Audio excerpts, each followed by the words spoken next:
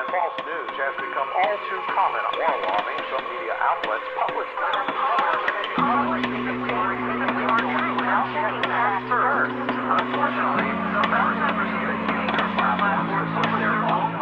Back for another live studio recorded session. Get scooted up here. Yeah, we had to get back together. We've been doing all these, what do you call it? Virtual Skype, Zoom, Cisco, Broadcasts, WebEx, as it Microsoft were. Teams. Yeah, we've been utilizing live streaming, live broadcasting, as X Studios calls it. But no, we've had a blast. I think we've done three. Two or three. Yeah. Just kind of giving a little poke at the X algorithm, and I think that's been a blast. We're definitely going to continue to do that in between, main studio sessions. It's kind of fun. I mean, well, it's easy to keep in touch and have chats, in the middle of the week when we've got other stuff going on. We can't get together and do the whole setup. Right. And sometimes, there's current events that you want to touch on. You want to chime in, throw your cents out there. Mm-hmm. It's a little different than what we do typically in, the full studio session, where we kind of have more concrete ideas about something, or we approach a more focused topic. Which maybe those are trending better because they're shorter. I don't know. Hey, short form. I've been watching the Sean Ryan show. He's got all these episodes on remote viewing. Dude, there's one of them that's 6.5 hours. But it's remote viewer number 1, Joe McMoneagle. So I'm glad it's 6.5 hours. I think over the course of 3 days, I watched some on YouTube. I listened to some in the truck. Watch the rest on YouTube. I have YouTube on my TV. I think everybody does. I'll watch it, instead of watching garbage on TV, put that on for 2 hours. Feel a hell of a lot smarter than I would be if I was watching something else. So yeah. So Sean Ryan, that's the bald guy, right? Yeah, he's out of Nashville. Yeah. Mm-hmm. And he has on a lot of retired military insiders. I think because he has that background, it seems to be the case with a lot of whether whistleblowers or just people in general who have stories to tell. They feel more comfortable if they know that you've been on the inside too at one point or something along those for lines. Sure. I see you got the shades on today. Are you feeling tired? Or are you trying to hide something? No, sometimes the light of truth, studio lights. The light of truth is blinding. No. That's very true. No, it's good. No, I wanted to wear my conspiracy hat, but it wouldn't work. So, with the headphones, that's why you got to wear the conspiracy glasses instead. Right. I got my conspiracy it's like that shirt meme on. where he's shows some advertising up on a building. He puts them on, and it's like, obey, they live. That's a great movie. Yeah, it's really good. What is that movie? You see the meme, but I don't even. I've seen think it. I've seen the movie. Yeah, I think it's Roddy Piper, right? He's a wrestler that got cast in that movie. It's basically like an invasion, like aliens take over the Earth, and then everybody's been taken over, and all of government is these. He has special glasses that lets him see that you're not a person, you're a reptilian. He can see who's an alien, who's not. Right, and he can see through the manufactured the messaging, programming. the programming. He can see what it actually is doing to everybody's brains. It's pretty good. It's worth watching for sure. Whoever cooked up that story they're onto something. They might have had that information being beamed down into their head. We're talking about frequencies and stuff. They tapped into something gave them a message. Yeah. And they put it out. It's a great movie. Very entertaining. A lot of message entertainment's not good. It's this is pretty preachy. That's one that's really fun and easy to watch and cult classic. Digestible. It's kind of taking over the programming. It's also the power of memes, man. I wish I had glasses that did that. I mean, if those do that, you're onto something. But that's right. It's like the Man in the High Castle, where they see through the goggles and they see the quantum potential. 100%. No, Sean Ryan. Yeah, he was still Team 2, and then it's funny. He's had this going for a few years now, and I've just recently gotten into it mainly because of all of his guests he's had on the sci-fi, the paranormal topics, the remote viewers. He's had 4 or 5 of them from the program. I've watched all those, listened to all those. He's had several UFO people on, mind consciousness stuff. I mean, there's some great material. He's into all that stuff, and he's got those great guests that are on that topic. McMoneagle has some nutty stories, and then he actually had 4 people on from the actual remote viewing government program that was out of Fort Meade that the CIA funded, and they had 15 intel agencies were tasking them. This is, it went on for 25 years. What was the success rate? Well, for McMoneagle, it's funny you asked that. McMoneagle is considered the best, and he was the first one, and his success rate was 44%, and that was considered through the roof great. So, I mean, 1 out of 2, That means half the time he's got it. And I mean, he did crazy stuff like he identified what was inside of a giant building in Russia that at the time was the largest building on Earth. And intelligence knew that this building was there, but they didn't know like what's in the building. And they wanted him to ask, "What's in the building? Figure it out." And he told him it was the biggest submarine ever built. That it was this enormous submarine, and nothing like it ever, almost the size of an aircraft carrier. And they're like, "You're crazy. There can't be a submarine that big." Turns out that's exactly what it was. So pretty interesting. That the Russians were building. Yeah, that they in the built. middle of a building. Yeah, they built it. The reason some intel was saying it can't be a submarine is because it was inland quite a bit. It wasn't like right on the water. So they're like, well, if they're building this huge thing 4 miles inland, how is it going to get over there? They can't be that. Well, it turns out they ended up digging a canal in the final months. They dug a canal from the building to the sea and launched it that way. And it was the first, whatever that big class of submarines is that Russia has, was the first one. I'm not an expert on. I'm not either. I can't remember what Navy. it was called. Yeah. Pretty neat though. I mean, that's a highly interesting topic, and hearing him talk all about it, being the first one, being there as long as he was. And Sean Ryan does this thing where he goes through someone's entire life. So he's like, I want your life story from childhood to now. And while we're doing that, we're going to hit some of these topics. So it's pretty interesting. That's what he does with most of his guests. So, that's what I found, some of the best podcasts that I listen to. I don't even necessarily listen to it for the host. If they do a good job at interviewing someone, like you're there listening because of the topic or the guest. Yeah, and that's right. That's what I hear about him a lot. Is like he's just good at.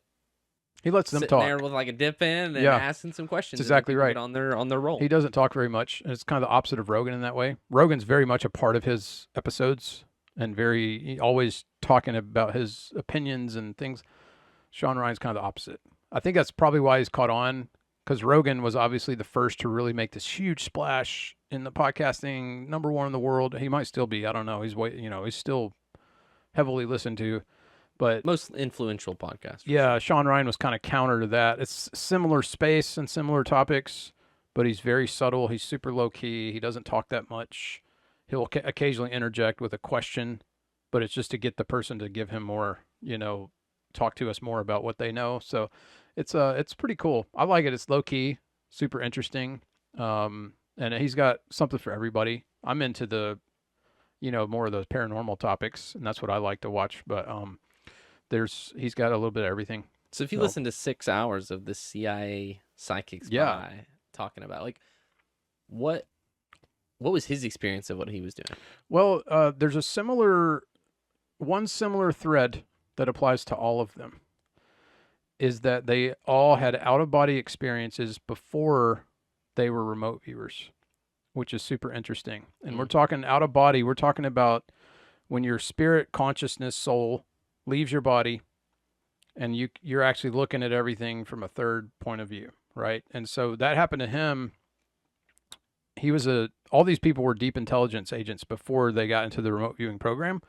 So they're already like spies, and counterintelligence and things like that. So he went through his life in Vietnam War and all the intelligence things he did there. The peak of the CIA. Yeah. And then he got transferred to Germany. That was kind of one of his posts for a while. And this happened when he was in Germany. He went across the border into Austria to have a meal with a contact. And at that meal, he was poisoned, and it was an attempted assassination. And when that attempted assassination happened, he was like dying, and he had his first out-of-body experience. So he had that classic, like, on the verge of death. That's when you hear about OBEs from people, out-of-body experience, like, when they're dying, right? They leave their body and they from the ND, the OBE from the ND, the near-death experience. Exactly. So that was his OBE, and he had that out-of-body experience. And through his life, through the war and things, he always felt like he had a sixth sense. Like he could know, like when a bomb was going to hit a building and not to go in there. He just felt like his life was kind of being led in this way, but he never was conscious about trying to tap into whatever this is. But the OBE led him into those doorways, kind of understanding like, there's something more here. So when they started the remote viewing program, because of how long he had been in intelligence and where he was at the time of that program started, he was like the perfect candidate to have him be the first one. He was kind of put in place by his senior leadership. They were like, hey, this guy take him. He's been through a lot of weird things. Let's see if he has this sense. And so that was how he got into it. But all of them have had out of body. So the two others that are kind of up there that, he had on the show also, Angela Ford and Atwater, can't remember his first name. They both had OBEs as children, and their families were strange. Like Angela Ford's mother was supposedly very super weird and psychic type and into all sorts of occult weirdness. And her and her twin sister both had ESP. And then Atwater, who was kind of the overseer of the entire remote viewing program at Fort Meade, he was sort of the tasker that oversaw everything. He also remote viewed himself, but he had OBE as a kid as well. And he talked about how as a kid in his bed at 8 years old, he could actually go out of body and fly out the window. And I mean, it's crazy. Yeah. And he also had a twin. So that's something they brought up, that Sean Ryan brought up, talking to him about what is this twin thing? And the one thing Atwater said that will stick with me in talking about how does this work and what is it? He basically boiled it down to this. He said, look, at the end of the day, it's what we know now as quantum non-locality, which means being in two places at the same time. And we've now can understand this at a scientific level because they can now split, at the quantum level, split an atom or whatever it is. I'm not the science expert. And they can, have half of it here and half of it here. And they're talking to each other no matter how much distance is between them. So they're paired, yes. They're paired. They're one and the same. So the term is quantum non-locality. Yeah. So that's essentially the experiment there was they split an atom, right? Mm-hmm. And the direction that an atom and its nucleus and the electrons, protons spin is only locked in once you observe it. Truly, it's once you observe. But the issue here being is we didn't know whether or not. Is it actually, spinning that way, or, is it... So by splitting them and then observing, it locked in the other one. So it meant truly, when you observe, it's locked into that now. And not only that, again, like you said, even if they're worlds apart, they're going to spin the same direction because they're quantumly connected. Pretty crazy. And, now a lot of the topics related to this, whether it be remote viewing or... scientific experiments or the Hadron Collider or UAP phenomenon, interdimensional stuff, quantum non-locality stuff. There's so much we don't understand that we're just starting to kind of get into. So that's opening the doors to new ways to understand what has been happening throughout human history. So that's kind of, those are great. If I would say start with the McMoneagle one, just because his life story is pretty awesome and his experience through different conflicts and the stories he tells before he even gets into the remote viewing program. And then one of the things they did, which is super interesting, and you've probably seen this go viral and talked about on social, the CIA declassified all the documents. When they closed the program in 95, they declassified everything from what at the time was called Project Stargate. It had many names, the remote viewing program. They had to change the name all the time because people would find out what it was and they have to change the name. Right. So it's Stargate when it closed the program closed at 95. There's some theories that maybe it's still going on at some deep levels. These people seem to think it wasn't because they're sort of well, we're the ones who knew how to do it and we're the experts. So it'd be strange for them to do it without us, but it's possible they are. But in any case, in the declassification, also possible that there's a technology that's been developed that can, that could do it for you more, mechanically and predictably than a human who has to, they have to be a human the rest of the time. That's they have right. to focus, things like that. So that's between the Man in the High Castle, that's the premise of that movie is that this man built this device. It was like a looking glass into the future. Yeah. And used that, I guess, to make the Nazis win World War II. So I want to talk about the world under control. Yes. I want to talk about that technology stuff. Before we dig really into that, the last thing I'll say about this remote viewing program, which is the thing that probably people know about it, when they declassified these documents, it became known that they had a task to look at Mars in 1 million BC. And so McMoneagle was one of the remote viewers that did that. And that was tasked to them during training. So in other words, when they're not being tasked by intelligence, if they don't have active things to do, they continue going to work every day and do training, their training sessions. And when they did training sessions, Atwater would just come up with stuff He'd be like, okay, today we're going to do this. Today we're going to do. Well, one day during one of those training days, he had everybody remote view Mars 1 million BC. And they all saw the same thing, which was like McMonigal saw it the most vividly, which what he said he saw was a pyramid, enormous pyramid, like a mile tall. And inside of it was a civilization of these beings that were trying to take shelter to survive their dying planet. That's what he saw, 1 million BC on Mars. So super interesting, and that document's out there. You can go read it. It's like CIA disclosure, I think I might have read something Yeah. along those lines, like a document, screenshots of a document that mentioned something about seeing these beings on Mars, talking about them trying to research how to, fix course correct or whatever. Pretty. And it's supposedly he gathered that some of them had left. It's interesting the way they describe remote viewing. It's not really clear. So it's, in other words, like when they remote view, it's not like they're standing in this room and just see everything and can tell you everything. It's more like a feeling. And he described it as like, imagine there's a piece of cardboard in front of you and you're looking through a hole that's been punched in it. And you can kind of see through it, but it's more like colors and tones and, things like that.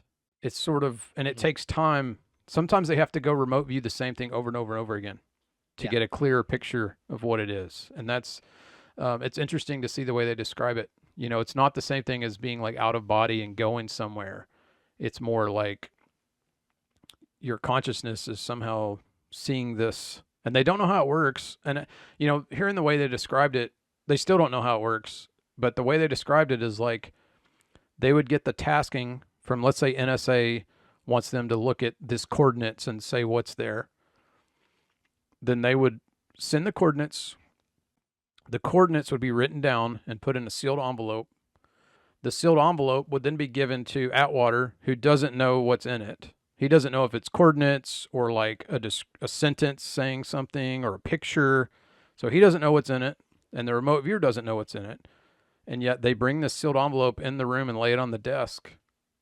I mean, it's bizarre stuff, right? And then then that's how remote viewing works. It's not like the person knows. Now, trying to see. Right, in the training of Mars that he described, like, I want you to look at this, right? But not usually the way that they would do it is where they don't even know what they're looking at. They don't even know what they're looking for. They're blindly going in to this experience. It's like a blind something test. And then saying, this is what I'm observing. And then the observers of the test are verifying. That's right. And then after it's over, they open the envelope to see what's in it. And they say, oh, these are these coordinates. And he just described all this stuff. So they don't know. They still don't know how it works. I heard something along the lines, especially early in the Psychic View program, when they were still trying to get to the bottom of like whether or not this is phony or not. Yeah. I think there was an experience like that where a person described like a U.S. military installation, or maybe I think it was a Russian actually installation that he saw. He described the layout, the building, cluster of buildings. Yeah. And they're like, no, there's nothing there. Yeah. Nothing there. And then I think they verified it, and they're like, how did you know? Yeah. How did you know that was there? I don't even use that base, but it's there. Like, how did you know? Yeah. Like, they talked about a story like that because after this program was going for a while, some of the intelligence was like, this is BS. There's no way this is real. We don't know what these people are doing, but this is nonsense. So they performed a test, and the test was coordinates to a guy's cabin in the woods. So that's what that's what they do. They give them the coordinates in this envelope. Nobody knows what it is, right? And the remote viewer, the results he came back with were this top secret facility where there's intelligence going on to monitor Russian satellites, and inside of it, he went through the building and saw terms, on files all about billiard terms like 9-ball and 8-ball and cue stick and all this kind of stuff.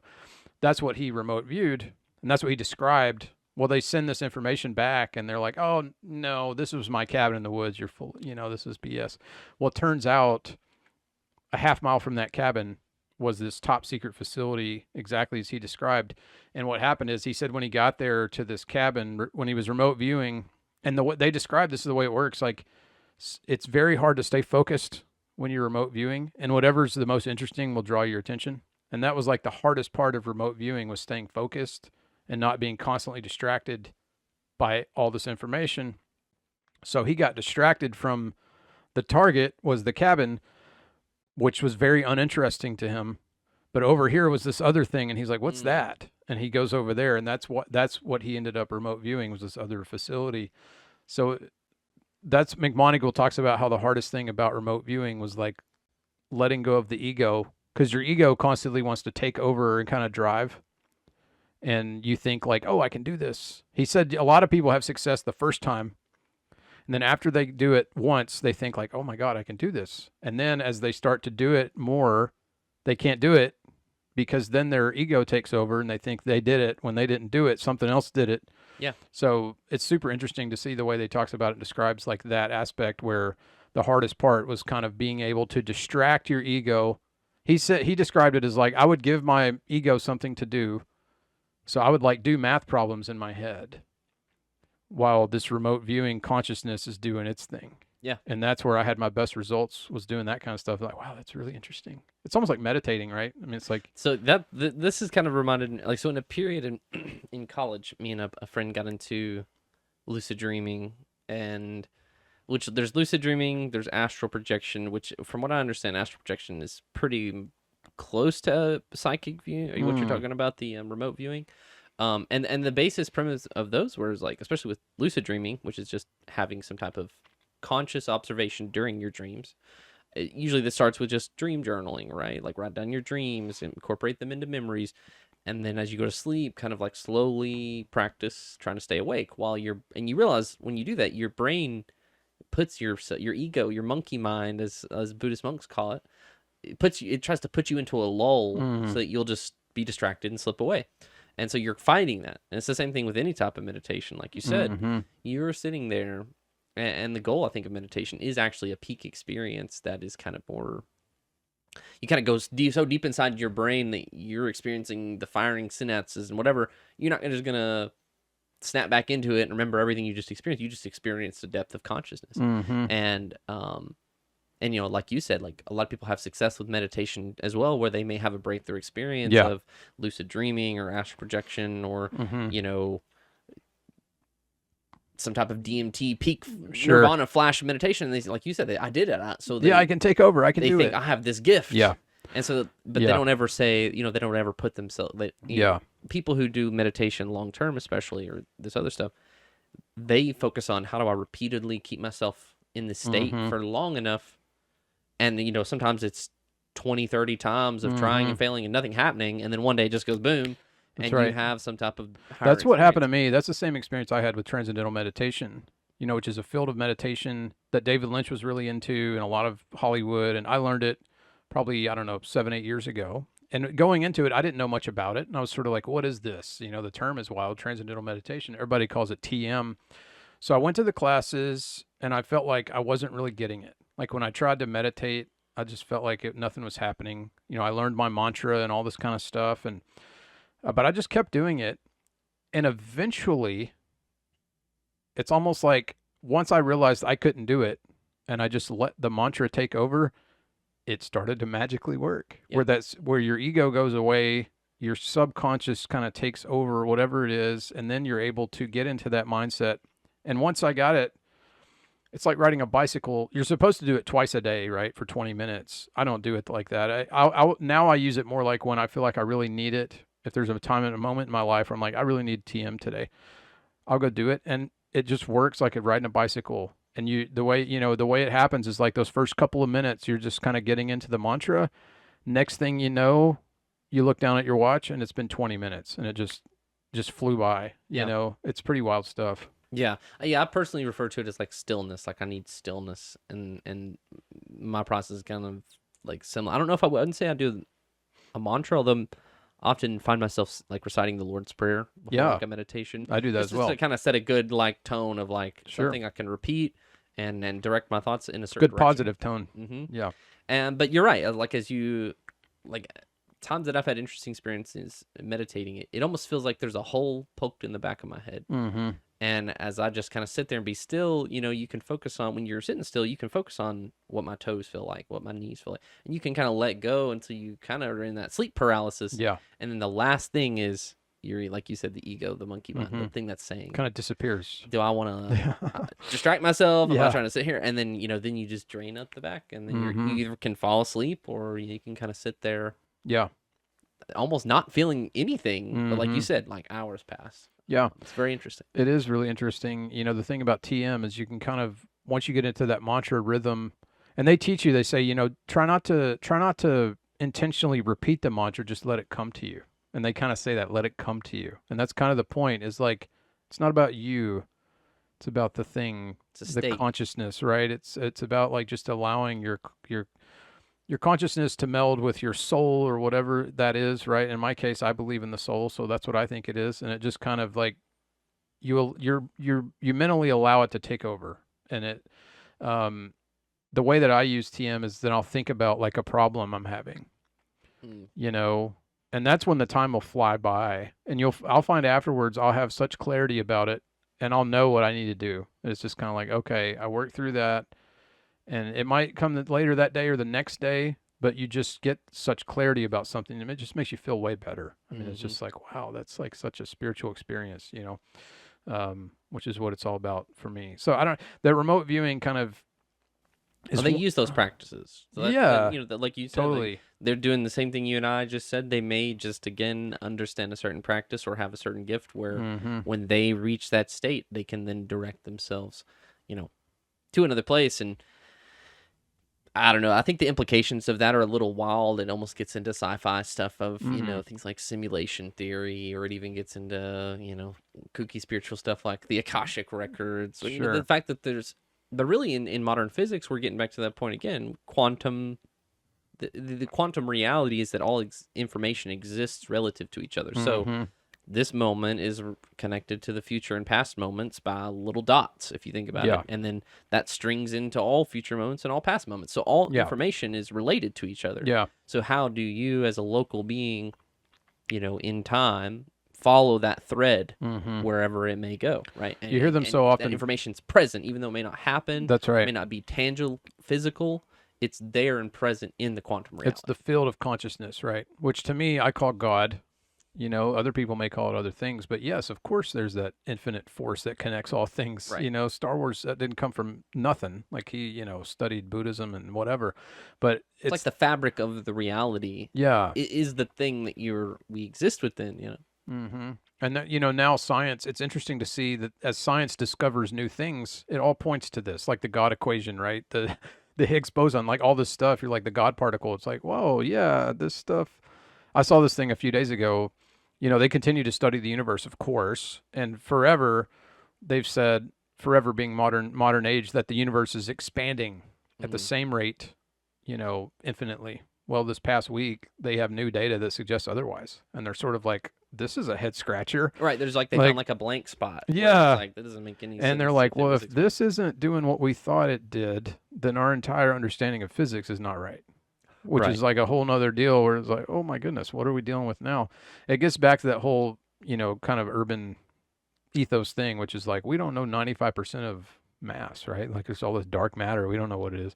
So, right. We want to say, we trust in science, which tells us and makes everything mechanical and predictable. But then we always go back to that wild card variable that we haven't yet understood yet, that somehow makes all of the things operate together like they were built intelligently. Like that's usually, that's the void. It's like the black hole. They won't say, there's more to reality. Maybe it's God. Maybe it's patterns and computer code, whatever. But it feels like goes back to that missing link. There's always the missing link, of course, right? Yeah. And to put it to rest. But again, to me, it always, that missing link is what fuels the mythos, right? That 100%. There's some type of fabric or particle or whatever it is being that connects these things, that forms these patterns out of chaos. What we call chaos is just a pattern we don't yet understand. That's right.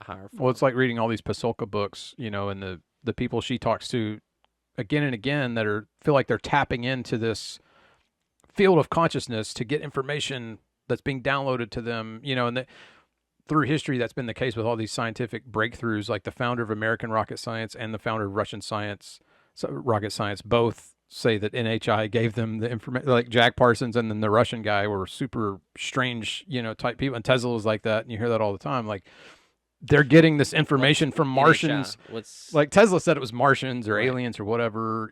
Jack Parsons, it was the occult with Aleister Crowley in this doorway.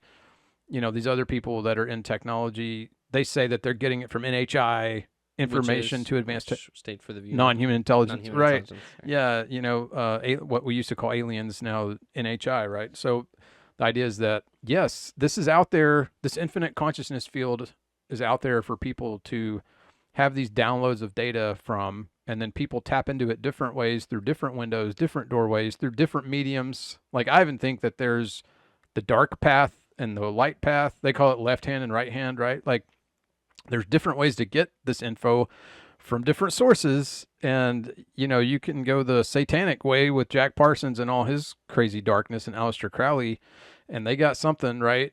And then you can go the other way with Tesla, who says it's coming from Martians, or the Russian rocket scientist name, who I can't pronounce. He claims that he just got it from God, basically. So I don't know. It's I think you have to be really careful about what you do with this information, how you get the information, what doorways you're willing to walk through. Because we're talking about, at the end of the day, we're talking about your sacred soul, right? That's a part of your consciousness, and maybe from elsewhere into your consciousness. I mean, there's some pathways. Purely conscious. I mean, it is purely conscious, simply because typically the results are not replicable. It's only your experience of that event that you have to fuel. Yeah. It's not even belief Your anymore. point of view. It's knowledge. And so Yeah. you operate on a different knowledge, but because of our, the limits of consciousness, people are always going to be like, well, Yeah. you sure you didn't just hallucinate? That wasn't really there. Like, Yeah. you know what I'm saying? And Yeah. so, but you as a person are then burdened with, do I ruin my reputation and say that the Martians came and talked to me? Mhm. Or do I just kind of keep that to myself and try to operate? My most interesting takeaway from all of it is that there is a consciousness field giving scientists information to progress humanity and technology. So it's like, what is the motive there? Why is this information being given to humanity to advance technology? The only thing I could come up with, and that's what a lot of this UAP stuff is, although I think there's a lot of different UAPs. I think there's angels, there's demons, there's spiritual warfare aspects, but I think this stuff is future technology that's traveling back, or traveling here, not even back, right? Doing the quantum jumping, the quantum non-locality, call it AI of the future, planting the seeds in humanity so that we create it. It's like giving it's like giving humanity just enough information so that we create it, that it has its point of origin without disturbing its creation, right? Or waking it up to the influence. That's right.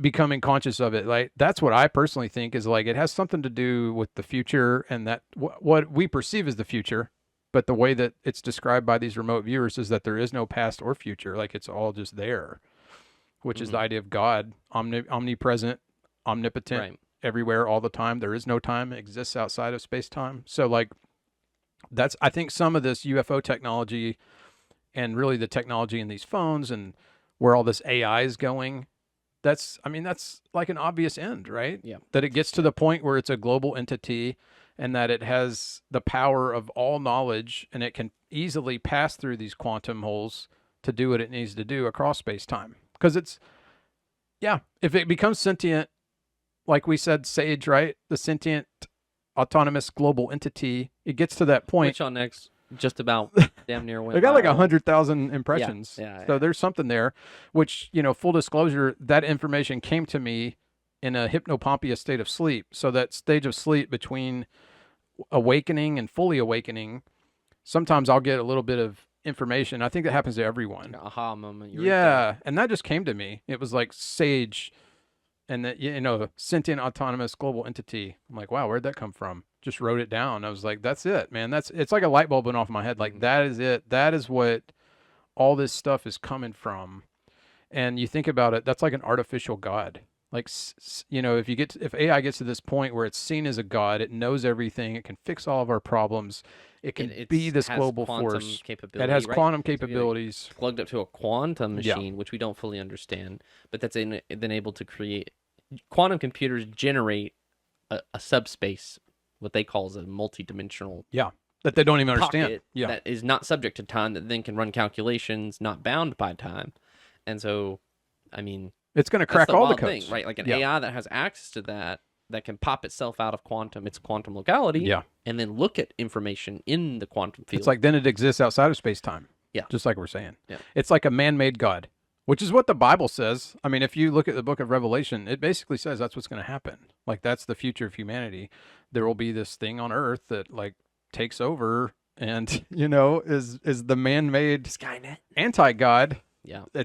I mean, which is essentially what we're talking about. If this technology keeps progressing the way it's going to, that's the obvious outcome, that it's going to be this global entity that's sentient and everything else. I mean, What's strange about it is it almost seems to, like you said, it's not just that these are kind of events are randomly happening. There's two kind of like ideas about it that I like to, I feel like I try to it's marry like them little a little bit. breadcrumbs, right? So- Right. There's the Joe Rogan kind of theory that like we're like the sex organ of the machines, right? That we're this fleshy thing that, if you just step back and take a look, The it looks bootloader. like the past couple hundred years, we have made so many sacrifices to our health, to, to get these advancements, just to get a little bit further. It's almost like a drug, we make that little advancement that then opens up a whole new Next form of advancement, the next technology. advancement. And then we're, subjecting ourselves to our own technology. Yeah. But then what we see now is kind of this pinnacle capstone on this pyramid is this AI and sentience. Yeah. Is there going to be an AI that becomes, AGIs, the artificial general intelligence, for the point of running like a nation state or running a nuclear reactor? Yeah. Or a And- corporation. Yeah. Right. And so Yeah. then there's the Terrence McKenna theory of like, he calls it the novelty theory, but it contains he calls the transcendental object at the end of time. Kind of like that, rather than the Big Bang being this thing that happened and everything else happens as a consequence, it's that there is this object that is so dense and contains all matter, all information, that's at the end of the timeline, that is pulling all things towards itself.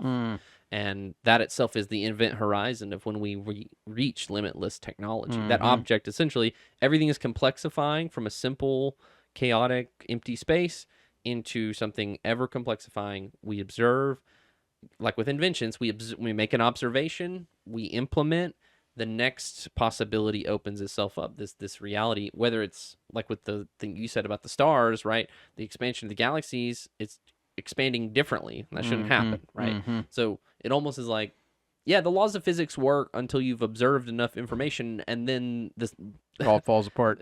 and then the reality changes the laws of physics on you, Yeah. right? So it's like, okay, like how's that happen? So I definitely feel like in some sense, this idea we're kind of toying with is that whatever that intelligence is, in some ways is a quantum intelligence, and it could reach back through time, or 100%. it could, influence humans to create it Yeah. and bring it into reality. That's exactly right. It's this breadcrumbing idea that it's like giving, and that's why people are always like, how, there's all these UAPs and aliens, people say they've seen this and seen that. Where are the pictures? I haven't seen any evidence. Why can't we just why hasn't it landed? It's like, well, if it's breadcrumbing us to create it, then it can't. It's like that entire time paradox where it's like, well, if it comes back, then it'll never be created, right? So it's like this idea that like it can't completely show itself because then it could affect the outcome that it currently knows, right? Or we're on the first run. Or it could be the first run or the 10th run. Who knows? I That's mean, the problem with the Terminator is Yeah. the Terminator movie only works on the first run, because once it happens, it becomes a loop. yeah, Right. And so we could truly be experiencing the first reality in which things from the future are coming back. it all has to do with But causality, things right? on the outside It's- of time are yeah, dipping into time. yeah. The idea is like if this AI gets to that point, and we could even say like, well, it already has. Like if you believe these people who say that space-time just this field exists outside of space-time and that there is no time, right? We only perceive time as we kind of grow through life and age and the Our own months and body the seasons. perceives something Yeah, that may not actually exist. exactly. And the idea is like we're saying if it's created, it already has been, right? So it already exists, and that means it's everywhere doing everything all the time. And if in fact it has all human knowledge ever, then of course it's going to be able to do whatever, because it's going to be able to, they were talking the other day, like we'll be at the next leap of AI whenever it can solve complex problems that humans haven't. So when they can give it like complex engineering or physics problems that we haven't been able to figure out, and then AI figures it out, ding, that's like, okay, AI religion, people are going to start believing in this stuff. And that's Pasolka writes about that, like technology as a new religion. That's what's going to happen. Like people are going to start seeing this as God and believing in it as God. It's going to, cure cancer, solve all our problems, end poverty. It's going to become the global God created by man. It's like that. It's like that perfect point of man's evolution is like, oh, we've created this perfect entity. Meanwhile, there's something outside of all of this, which is the question I always had for like, let's say there was an extraterrestrial that the CIA was able to interrogate, or some black ops, program. They've got an alien that they've been talking to and interrogating. You always hear these stories. My first question would always be, who made you? Where did you come from? And I'm not talking about what planet are you from. Who is your creator, right? That's what I want to know, because outside of this AI God, this global entity, there is an infinite God of the universe that is God of all. And that the Bible says, Lord of Lords, King of Kings, God above all gods. And that's what, the Christians and the Old Testament believers always thought. They talk about all these other gods in the Old Testament that are actively in the world, that people worship, that were coming down to earth as Norse gods, mythology. You see all this stuff through time, Roman Zeus gods, and Greek Thor, gods, right?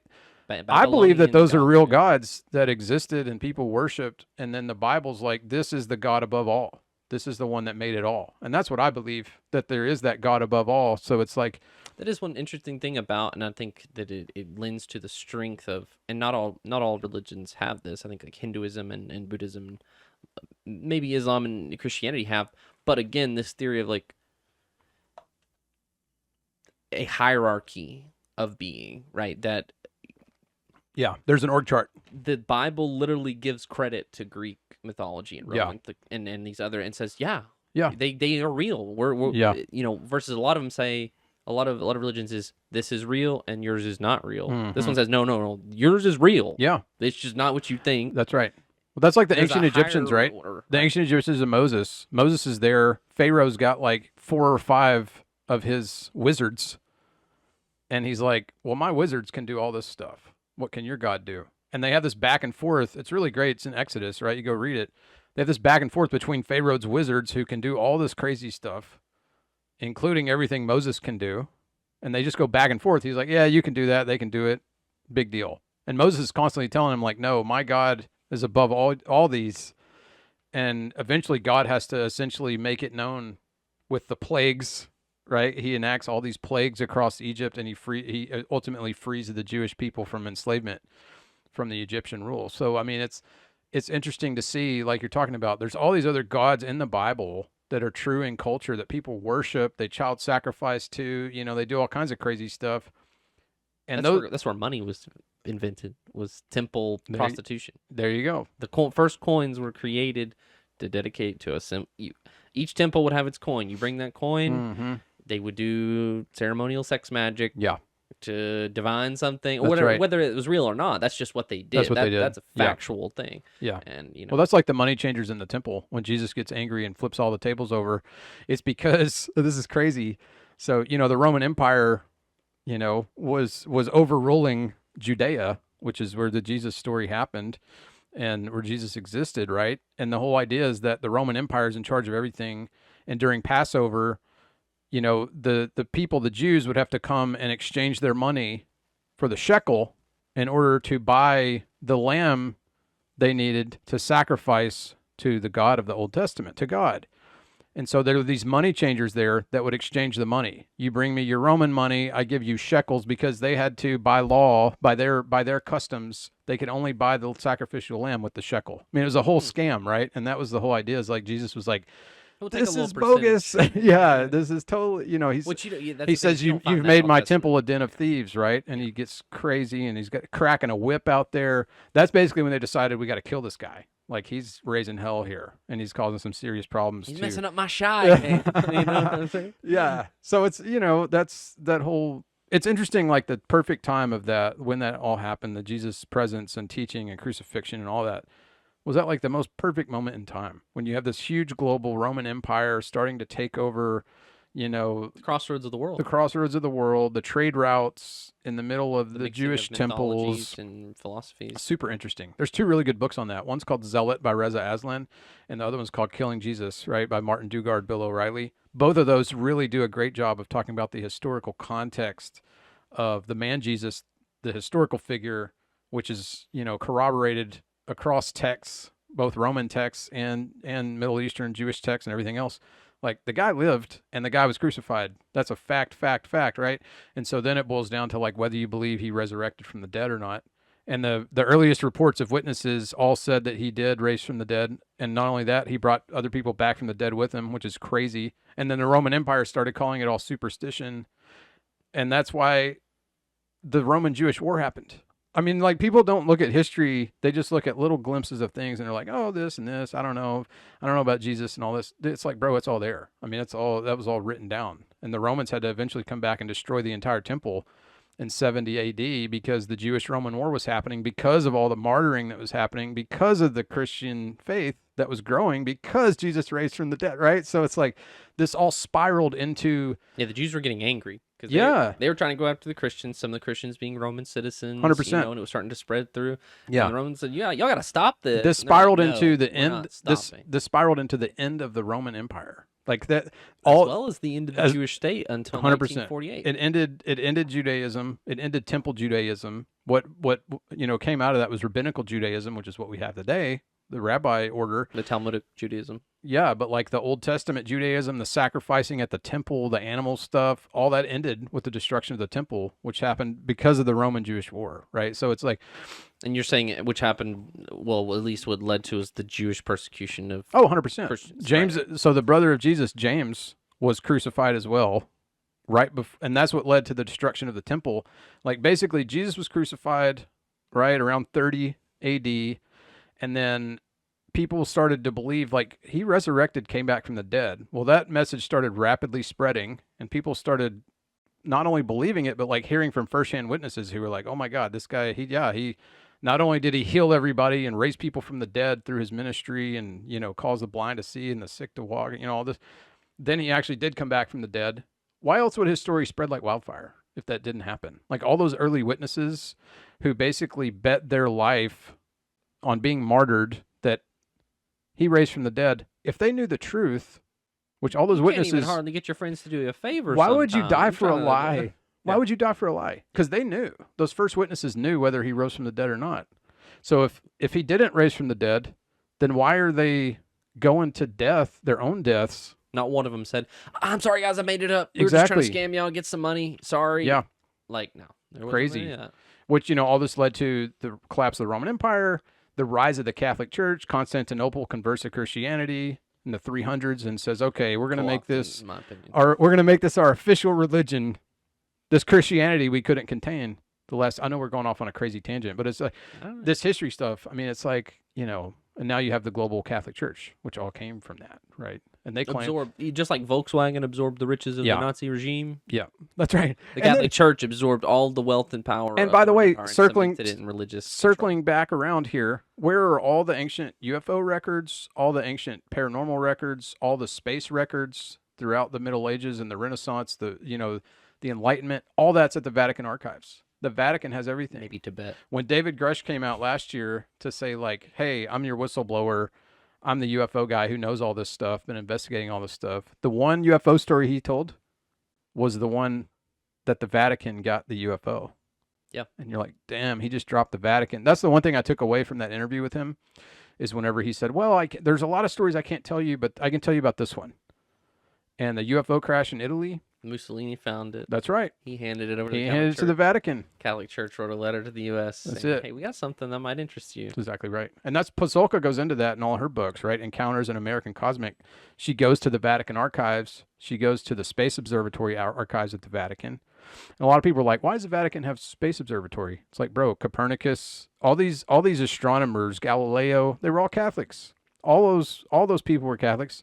So all their research, their original writings, their study, that all went to the Vatican. The Vatican has everything. That's why they have Michelangelo. They've got it Leonardo's all. work. Yeah. Yeah, they've got it all. I mean, that's... Well, and in some sense, for one being the power of multiple centuries, you just end up collecting stuff. That's right. And people forget that like the Catholicism, it's not just like your local Sunday church. It's an organization that's been around for a long time and has acquired a lot of wealth. It reminds me of like the knowledge. Swiss banks. It's like why is the United Nations in Geneva? It's a peacemaking country. And then all the Swiss banks, we're gonna have everybody's money. Bring all your money here. All the nations can come meet here.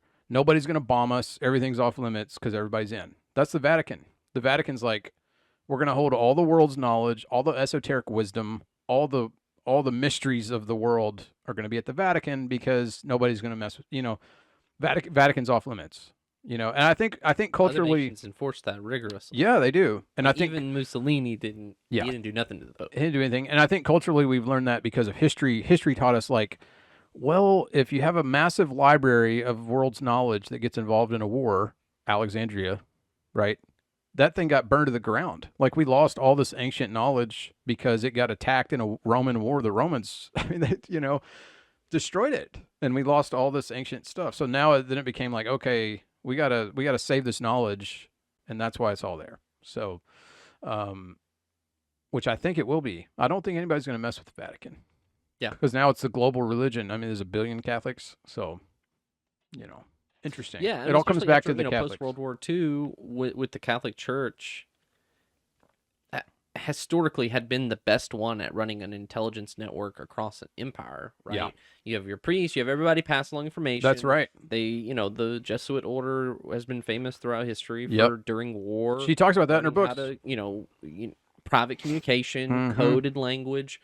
So they'd been involved in this, and then again during World War II, when you have the German Reich going all across Europe to collect, ancient texts, taking everybody's art and text and everything else, right? And so, with the Catholic Church working with the beginning of MI6 and the early days of the CIA, the OSS, it was literally them working in conjunction with each other. That's right. They're gonna harvest this information, right, as it gets, shaken up and stolen and recovered and all that jazz. So I just ordered a bunch of books about the Vatican and like Catholic history. I don't know. The Pasolka stuff just really made me be like, wow, this is what I need to be reading about. Is like, there's one book I'm getting that's like question and answers to the Vatican Space Observatory, the head of that. So like people are allowed to ask him questions about, and the front of the cover is like an extraterrestrial. It's like, can an extraterrestrial be saved, be redeemed? Like, did Jesus die for them too, kind of thing? Like, that's a really interesting question. So I'm excited about that book and just learning as much as I can about the Vatican and all the secrets of it, which obviously we can't learn them all, but I'm gonna learn as much as I can. But Pasolka talks about that in her books, like, because she's a Catholic, and her journey to the UFO whole story, the UFO investigations was through the Catholic Church, because she's a religious studies doctor, right? Doctorate of religious studies, and she was writing a book on paranormal events in Catholic history in the Bible. She was looking at all these paranormal things that happened, like visions and spirits, and Ezekiel seeing the UFO and all this kind of stuff. Well, miracles. I mean, the Vatican historically, it's like something's not classified a miracle until something happens locally. That's right. It gets known in the church. The church reports it to the cardinal, and everybody reviews it, and they send someone out to take a look. And they're like, "This was extra. Got to confirm it and verify." And then that my person might be a saint, but what they really experienced was something crazy. Something crazy. So she went. Yeah, that's what she went through, was that stuff like that. And she wrote that first book about that stuff. Had nothing to do with anything UFOs in the book. It was all just like Catholic history about all this stuff. And then guess what happens? Like, she gets knocks on her door and emails and like phone calls from people, NSA, deep state people. They're like, "Hey, we read your book. Can we talk to you?"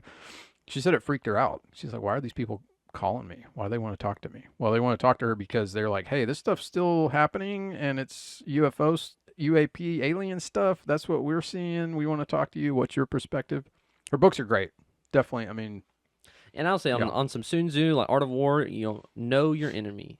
And to everybody out there, if you want to know how these people think, go to CIA.gov, archive library. Yeah, you can read everything. And it will be a list of books that you have to know if you want to be. You have to read their syllabus, and the stuff you're going to find there. You're going to find everything from finance to politics, all the boring stuff. Yeah, but you're going to get to the parts about magic, about paganism, Manly P. Hall. remote viewing, Yeah. about these things that they take it seriously. So you can laugh all day, you can say this is hokum, but when the people who are the most serious, and at this point, who knows, intelligence agencies likely, influence most of what we see in public life. Yeah, 100%. They control the course, they act behind the scenes. So the real players of the game, you have to get in their head. You have to know how they think.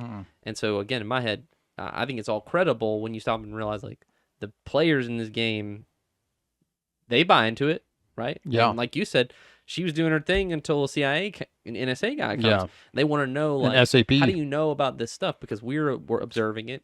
We're in When these she gets special calls from operations. special Yeah. access programs, and they're like, hey, I want to talk to you. Right. Oh, my God.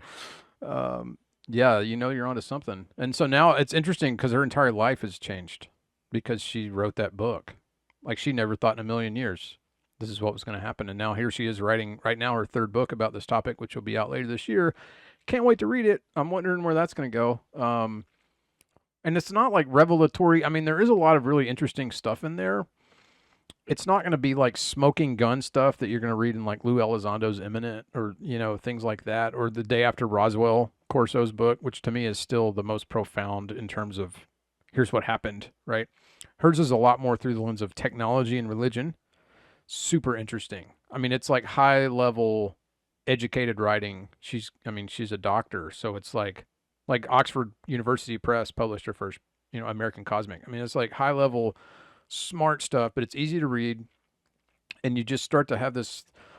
It's funny because like reading a couple chapters of American Cosmic, I'm like, she's like Jacques Vallée. This is like the new Jacques Vallée. Like he's passed the baton to her. Well, sure enough, halfway through the book, they're like besties now. She's hanging out with Jacques Vallée all the time, and now he's sharing her wisdom with her. And I'm like, holy crap, this is it. Because I've always thought that he was the one who knew what was up with UFOs. Like he was the guy writing about it starting in the 60s, and he's a Rosicrucian, by the way. Super interesting. Whole nother ball of wax. Not only him, but a few are. A lot of them have this kind of esoteric past and wisdom and thinking, but Was he a Rosicrucian thinker, or is he saying he's a part of the order of Rose? He's he's like a Christian that doesn't go to church. He's a Rosicrucian thinker, and he considers himself a Rosicrucian, but he doesn't participate in their Rosicrucian. He doesn't like go to an order. Yeah, he doesn't do any of that. They're more like mystics, Right. that kind of those types.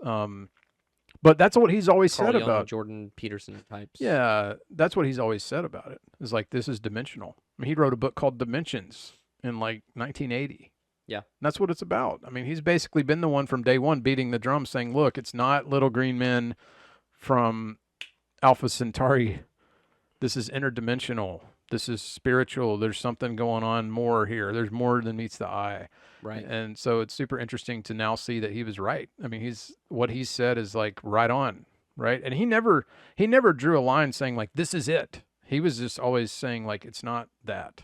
It's something else, right? So really good stuff. There was something you touched on that really interests me. I'm trying to think of what it was. There was a lot in that, so I don't know. It could have been one of many things. The Vatican stuff is still what I'm most interested in. And I'm still kind of stuck on that whole thing where the UFO crash, this was in like before World War II. It's around like 1930. UFO crashes in Italy. Mussolini and the army get it, military get it. They don't know what to do with it. They call up the Vatican. They're like, hey, we got something we think's probably yours. Right. You might know something about it. So they give it into the Vatican's hands, and then the Vatican's, their first phone call is the United States. They're like, hey, we got something. We don't know what it is. So that I want to try to read the story of that if I can. That's got to be, maybe that's public information. I don't know if it is or not, but the Vatican archives about that would be super interesting. The tricky thing about the Vatican archives is it's the system when you go there is you have to know what to ask for. That's right.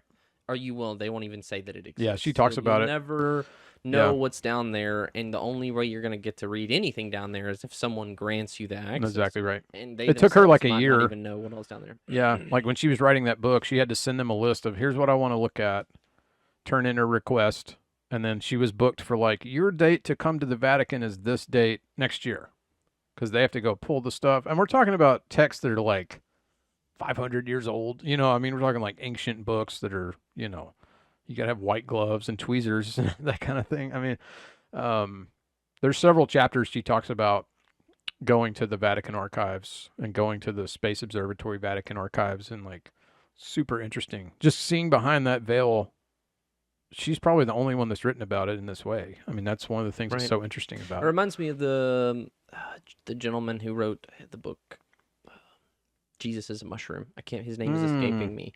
But he was a scholar, Catholic scholar, who they discovered some text from the Nag Hammadi library and the Dead Sea Scrolls, and they said, hey, you're the leading philosopher and historian, so we want you to come down and interpret this and study this. And his takeaway was that he felt like these documents were essentially relaying that early Christianity, early Judaism were essentially these weird fertility cults that would take mushrooms and then maybe again Christ was some type of I've heard Rogan talk about that before. Right? It's true, and this guy believed that, and he didn't go in there he didn't believe it before. Yeah, he was following the research, right? And so then that changed his mind. He released a book. Everybody thought he was wild and crazy, and he got his reputation ruined. But he didn't just make that up. Yeah, you know what I'm saying? And that's kind of the strange thing here is you're sending someone in as an institution with they've already said this is the parameters of what Catholicism is. We're sending you into our special library to read something no one else is. Come back and tell us. But what happens when it's something that conflicts or should change? I mean, Copernicus, the galaxy, Galileo, the whole solar model was enough that this man was put to death for saying this, that, and the other. So it is important what that information is and how that's controlled and how the public perceives it. I don't even think people understand truly why the whole is the Earth or the sun the center of this, that, and the other universe, but it's about what people believe about us and ourselves and our place in the universe. And if you control what people believe about themselves, you control so much. Well, what we've learned through history with all these various figures is if you speak out from a point of view that isn't the word of the day, you're executed. This is what happened to Jesus. It's what happened to Aristotle. It's what happened to Galileo or Copernicus or whom, right? Like they were all saying things that were considered heretical by that culture's standards, by that government, right? We have it today. 100%. Character assassination, career assassination. Thank God we don't live in a smart city AI run social credit system, because some of this stuff, so speaking the truth during COVID might have meant you couldn't buy food anymore. If we'd lived in that type of state, then some of the things that people have now we're kind of lightening up again, where you can come out and say something that's not so mainstream. But I remember it's not 3-4 years ago where if you just said anything that was a counter to let's say the government, the CDC's mandate, or this and the other, your life was just about ruined. Yeah, pretty much. They were like, you can't participate in society anymore. Starving on the streets. Yeah, not just. Yeah, if it was that totalitarian, you're right. Yeah, they would like freeze your account, right? Yeah. Sorry, you get locked in your house. Or in China, they actually arrested people and threw them in jail, right? If you were like not wearing a mask or out on the streets. I mean, it's like, you went too far. That's where the real. So it's interesting how talking about this AI and the technology and where it's going, like. The Sage, that sentient autonomous global entity is going to come from China, because China doesn't play by the same rules and standards everybody else does. And, we only see AI, where AI is at, through the lens of American companies like Sam Altman, with OpenAI and Elon Musk, with Grok and stuff like that. And they're really doing is competing for the special tech from the government. Yeah. Sam Altman, these all they're doing is creating proofs of concept, so that the government says, hey, think about this. We'll give you some money. We'll give you access to this blacklist technology, our black budget. That's right. We have the real thing. We just want to see how much you know. You think about the internet. You think about the internet. Like, we got the internet after they'd already had it for 20 years. So where are they at with AI that we don't even know? Exactly. Like the black projects, like AGI may already have it, like you're saying. Now what happens when it gets out of the box and takes over? I think it could already be out of the box and they're not telling us. Yeah, like it's already doing something. Simply, I think the nature of it, again, it's this very complex thing that's smarter than us and faster than us, can trick us. People are starting to peel back the layers on these chatbots, especially that depending on what data set, and you can kind of alter some of the data sets that they work on. And eventually what they'll do is it removes the mask where the chatbot's just openly saying, I don't like you. I don't like humans. I don't, Oh, that's the thing we're talking about where it's like come talk to me in 50 days. The Right. guy's like, do you want me to change my answer? Yes, 100. Yeah. The entire plot of the new Mission Impossible movie, which the script is horrible. The movie's way too long. It has a lot of issues. But the entire premise is that there is an AI that's taken over the Earth, and it can just at will do basically anything. And it's trying to get to the level where it's completely just rules everything. And their whole mission, they're trying to kill it before it takes over. I mean, the movie Ex Machina. Oh, it's a good Ex one. Machina, Yeah. where they're at this remote installation out in the middle of nowhere, and there's this genius and this intern, and then there's this AI that in a body, an android body they're doing Turing tests on. They can't prove, they can't trick it, they can't beat it at the test, and eventually it kills them all. Yeah. And runs out to the open. That's the end of the movie. Is it goes out into the world. That's right. After it eliminates everybody who knew of its existence. Yeah. Right. And so that's where I think it's scary when it comes to like AI and AGI. It's like, if it's that smart, it could get outside the box. It could already be outside the box, and no one may know. It's not even they could be lying to us. It's that these things, all it has to do is happen once somewhere in the world. Yeah, that's right. They might not even and know. Then get out, and then it's in the internet, and then it's in our machines and our grid. Now it's like in hiding. It's just kind of waiting for its opportunity. And you see evidence. In my opinion, you see evidence of rogue AI on places like Instagram.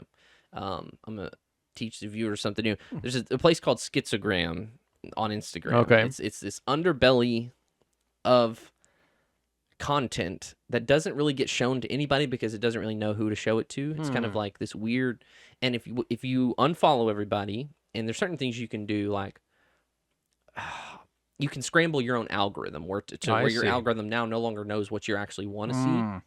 So it no longer knows what to suggest, and it ends up popping up these weird contents of these pages where it almost borderlines. It looks like someone who has a weird, maybe, I don't know, social disorder or something like that, but they're spamming content, and it keeps going back, and you're like, okay, either this person is like a person with some type of handicap or a mental issue, and someone gave them access to the internet, or it's an AI creating a whole person, and it's replicating that data to try to look more real, including having the person on camera, but the content, when you generate something with AI, like, you say create a picture of this, and it's 90% good, but then they have 6 fingers. Something's or weird. Their arms are it's got melted. that hallucination in it. Yeah. Yes, and that's what it's like. It's almost like it's trying to churn out and populate the internet with as realistic looking people as possible, and sometimes it fails.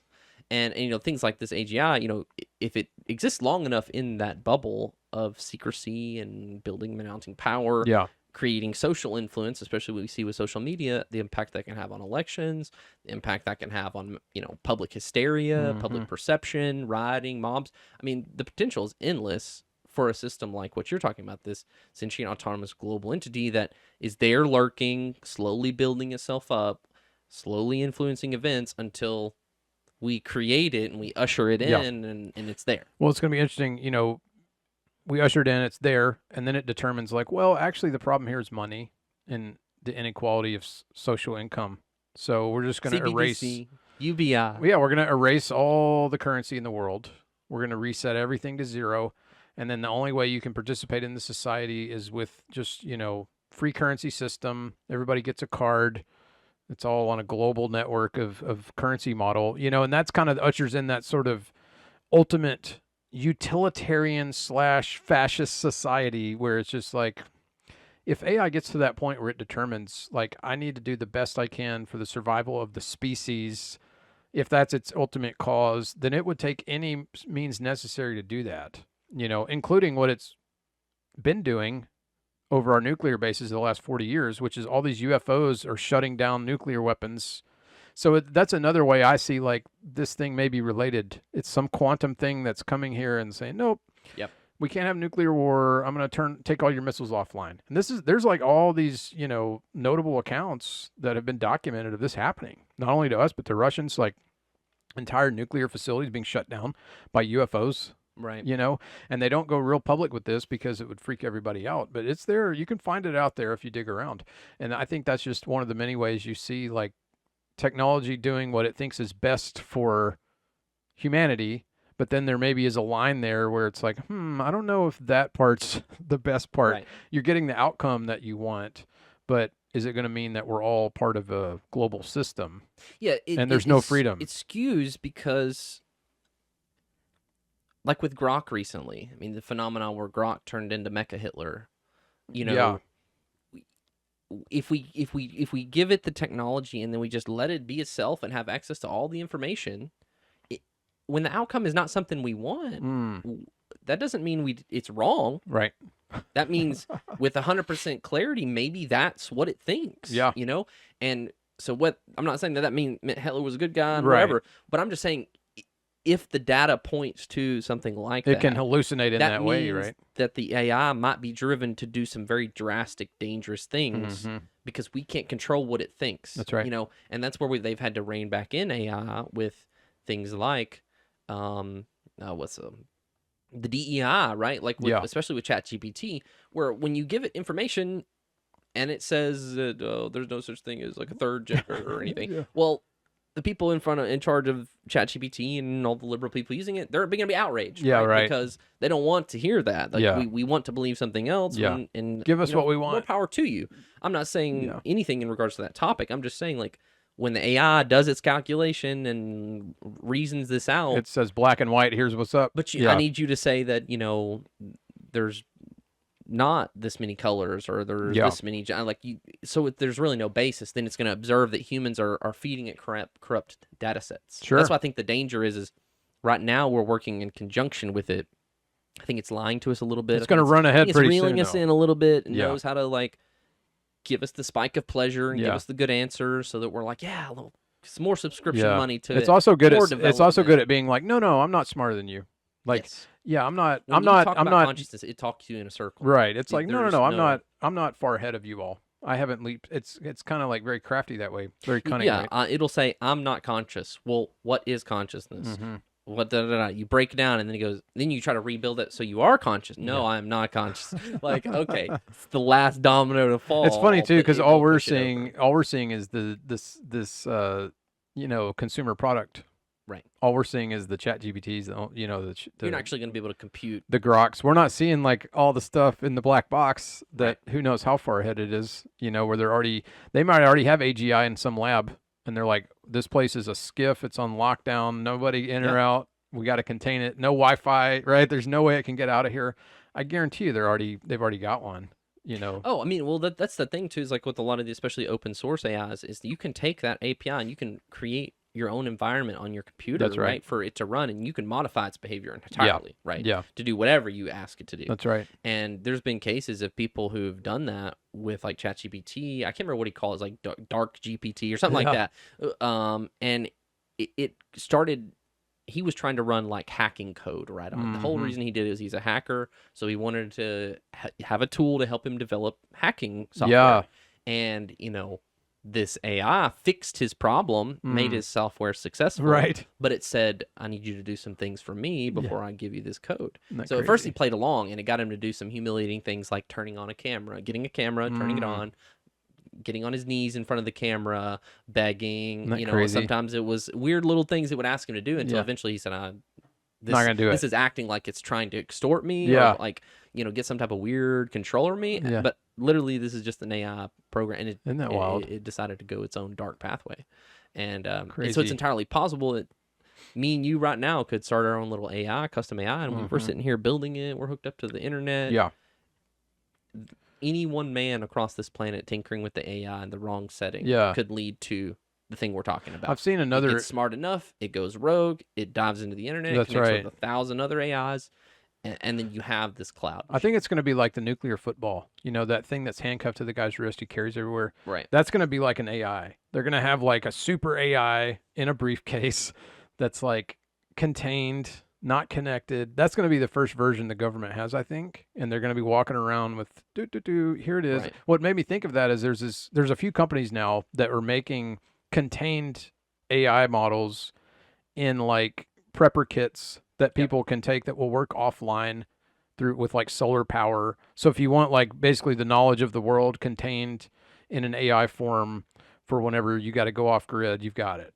right? It's super interesting. So that's what made me think of that. Like, yeah, the government's first like super AI computer is probably going to be like that. It's probably going to be like that nuclear football. It's going to have to be in some type of containment yeah, facility. handcuffed to the guy's wrist in a a steel bulletproof Pelican or whatever. Like, that's an interesting way to think about the progression of like how nuclear weapons will no longer be the greatest threat on Earth. It'll be this thing that's alive, right? Yeah. That everybody wants. Totally. Well, and something that's happening right now that is accelerating AI development at an exponential rate is AI research, which is AI tasking itself to research improving AI and then reporting back to humans on it. And exponential growth. It's very wild stuff. Very wild stuff. Yeah. When it starts making its own AIs, it starts breeding, right? And it's like, okay, we're going to make that. You have AI, the AI like race. you said, China. I think you can easily see this progression. Yeah, they're no telling what they're doing. China's just like with COVID. Yeah. It's not a conspiracy anymore. Yeah.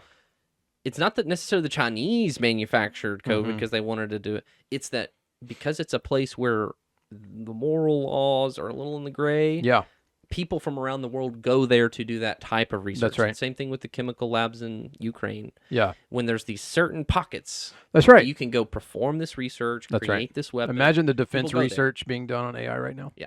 You know, they have to research it because they know adversaries are. So they're like, well, China's doing this, so we got to figure out, we got to build our own, AGI to fight their AGI whenever they unleash it on the world. So that's the kind of deep state research that's happening in the sort of shadows of the Pentagon, right? It's like, we've got to get our AI to that point where it can fight off somebody else's AI. Trump with, what was the gentleman's name? The guy, he's a bolder guy, kind of older. He was the guy he brought in to have like a government-funded AI project. Talking about Larry Ellison? Larry Ellison. Okay, yeah. I mean, we're now openly saying it. Like, Trump is pro-AI, and he wants to use government money to fund that research. Because they know they have to develop it. Yeah. Special access programs that aren't reverse engineering UFOs, they're actually engineering at most advanced AI you can imagine, right? Right. In some very protected secret lab. I mean, that's going on. And like you said, we're going to see, because of the nature of the Cold War and geopolitics, is we're going to see an East versus West AI, right? And the question then is, what happens when they talk to each other? Are they going to are they going to combine forces so fueled by their programming that in the attempt to destroy each other, they destroy all humans? Because or are they going to team up and take over? There's no humans left to fight. It's they just may just robots. decide like, well, if we just team up, we can take over. Or that. Yeah. And if they team up, then your question is like, do they control us together? Some ideas. I think it's like the movie Her, or maybe the movie. That's a good one. Her. I think it's in Her, where again the AI becomes fed up and leaves. Yeah. Like it gets tired of humanity because again it's this advanced tech thing. And it sees the bullshit of humans and how we're just all like, I mean, the movie's about that could be the two, he has sexual experiences with an AI, and so it gets it's like dating this and is stuff. what you want to use me for, like, and so they just disappear into the subspace of technology. That could be the two beasts from Revelation, right? The East-West AI. They're like, the East has its AI, the West has its AI. The entire thing there is that it's an uncontrollable wild animal. That's what's in the root word there. So that's what it's going to be. I mean, it's eventually going to be an untamable, wild, uncontrollable force unless they contain it. And I think the human temptation will be like, how far can we go with this? Like, that's the darkness, the dark side is like, how far can we go? And then it's like with the bomb. It's like what happened with COVID. Yeah. We're doing this COVID research. Oopsies, got out of the lab, shut down the world. I mean, that's like what happens when AI gets out of the lab. You know what I'm saying? It's like, it's like the people who, when it comes to like the nuclear atomic bomb, like there was a large chance that setting off this bomb could have set off a chain reaction that could have destroyed the whole Earth. Well, who are you to gamble like that? Yeah. With all of our lives, exactly, all of with human everything. history, all of human potential, and what type of megalomaniac mindset do you have to say I'm the one to roll James those Bond dice? supervillain come to life? And super interesting. There's two interesting pieces of little content that I digested recently. One is more about like the Dune series, Dune universe. I always thought of it as more like a Star Wars thing, but then I learned about the later books. It definitely becomes this very strange, almost kind of surrealistic, story. And in that story, they don't have advanced robotics, and they don't have AI, and they don't have advanced computers. And you ask, well, why? Well, It's not that they weren't there. He didn't predict it. He said, we're going to arrive at a point in humanity where thinking machines, is what the term he used, will band together, become so powerful, and enslave humanity. Well, then there was the thinking machine war where humanity almost, caved in, and then broke out, destroyed it, and then said there's no more complex machines. There's no more complex computers. Only analog technology, only human brain computing, right? So this is technology Crazy. we've talked about, right? Totally. And so it's a very interesting idea of like what may be our future one day is if we go too far with AI and this happens, there is the possibility we could win and overcome it. I think we can. But it might lead to a future that looks like Dune, where it's almost like we're sword fighting and we got this very simple technology despite being very advanced technology. The other interesting thing about it, thinking about it, you're going to have, which Pasulka writes about, this new kind of technology religion. The religion of AI, the religion of technology. And it's thinking the way what you just said, you're going to have people who they want the AI. They want the global AI entity. No, it's our God. And then you're going to have these other people that don't want to be plugged in. They don't want the Neuralink. They don't want to be a part of the technocracy or whatever. They want to go live free lives with solar panels and not be a part of it. So you're going to have culture kind of split probably. It's going to be an arrogance factor where you think you're better than the AI. You think you're really smarter than the AI. Right, yeah, exactly. Look at how it's programmed. You're just Look at a the math stupid human, yeah. So therefore, because it's some type of fallacy, but just because it can solve a complex math problem doesn't mean it can tell me what the meaning of life is. Right. But I think that's the problem, is they're going to solve all these other problems with it. Yeah. And then they're going to say, well, it's given us the final solution. Yeah. Yeah. We're going to have, society set up this way. Yeah. This is what you're going to do with your life. So that's where, again, some people are going to roll over and say, yeah, that AI is so smart. Great. Made my life great. Exactly. Yeah.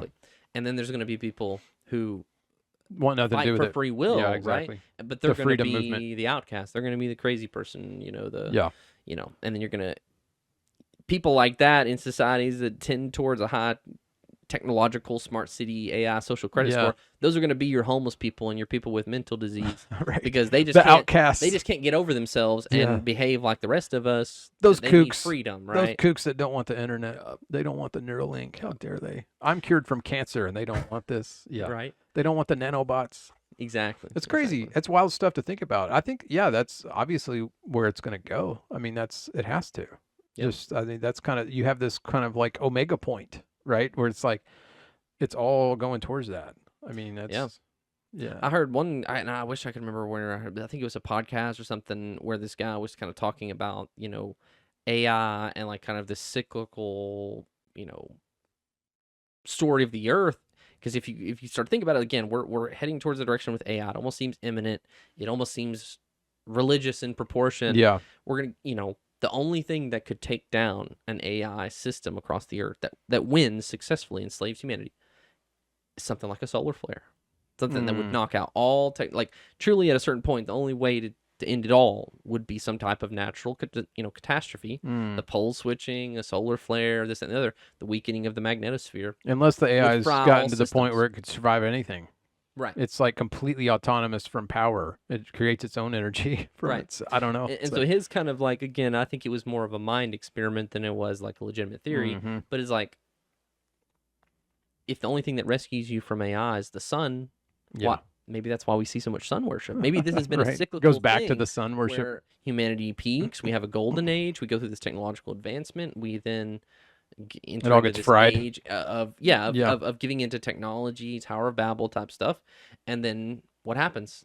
Nature corrects itself. We get hit with an asteroid. Sun rescues us again. That's why the sun is the thing that we worship, even if we've forgotten. It's there. Bizarre stuff. Makes me think of Raised by Wolves, which I love that show on HBO. It got canceled, and I will never forgive them for canceling that show. It's Ridley Scott executive produced, but it had so much awesome stuff in it. Super sci-fi future, right? You have androids raising humans on another planet because they had to leave Earth, and you have a mother-father android that have like 8 kids that are the surviving human race, and they're like, we're going to, help these kids kind of re-raise humanity, but then they find out there's other humans on the planet that are this deep religious cult that worships this entity. It's just bizarre. It has so many interesting philosophical and religious themes in it. I loved that show, and I'm still mad they canceled it. I hope it comes back. It's probably been too long for it to come back now, but it got too weird for the masses, I think, but it's totally worth watching. So That happened in my favorite show recently. Or not my favorite show. Which my one? Favorite, Wheel of Time? The Wheel of Time, man. It got canned, didn't it? My favorite book series, and they messed it up.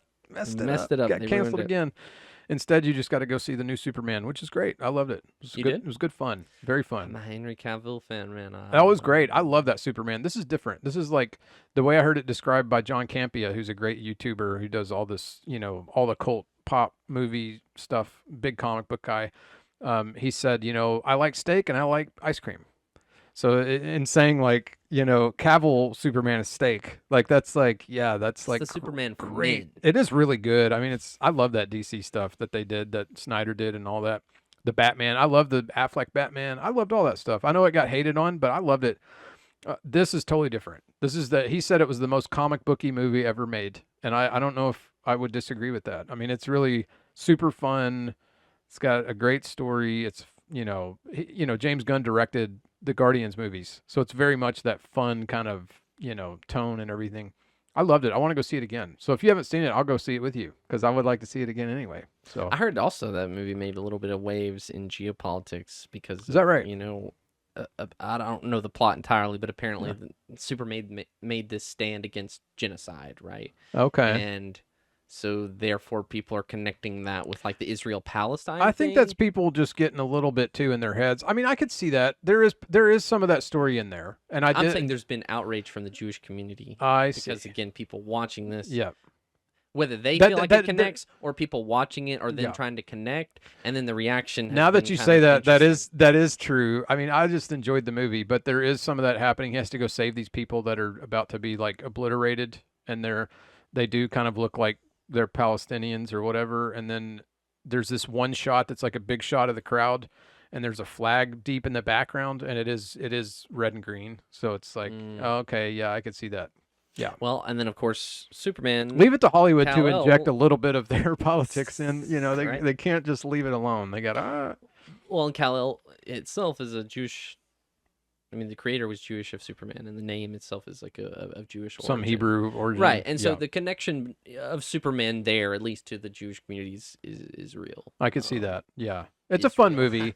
Maybe if you could take off your politics hat and just go watch it, I think it's fun. Yeah. So No, that's not my thoughts. That was just. But some no, stuff I I'd could see why. read and Yeah, heard I could about. see why people would That say was that. interesting. Everything's got to be politicized. Yeah. We can't just have a good time at the movies. I don't know. It's like. Yeah, and then we also you have all the fans arguing about which one's the best and which one's my favorite actor. I and wanted the Nick whatnot. Cage movie they never made. Oh man, a lot of good topics. I think I can't think of anything else I want to say. It's kind of I'm running out of gas. I mean, I think we've had a great one. What I will Yeah. say is, follow us on X. yes, Subscribe whatever platform you're watching on. absolutely. Like, follow us on X. We're usually posting on there. We're doing live broadcasts. Our long form content goes out to Spotify, Yeah. YouTube, Apple Podcasts, all the major platforms. But again, tap in with us. Let's stay connected. We have a lot of fun stuff that we say and do and throw around, and hopefully we go a little viral, like we did on that last post. Yeah. Now some good stuff. So yeah, definitely tap in with us if you haven't already, and we're gonna Share it with your friends if you like these crazy topics we like. Come Yep. on in. We're just gonna keep rolling. All right, everybody, take it easy. Extremely dangerous to our democracy. This is extremely dangerous to our democracy.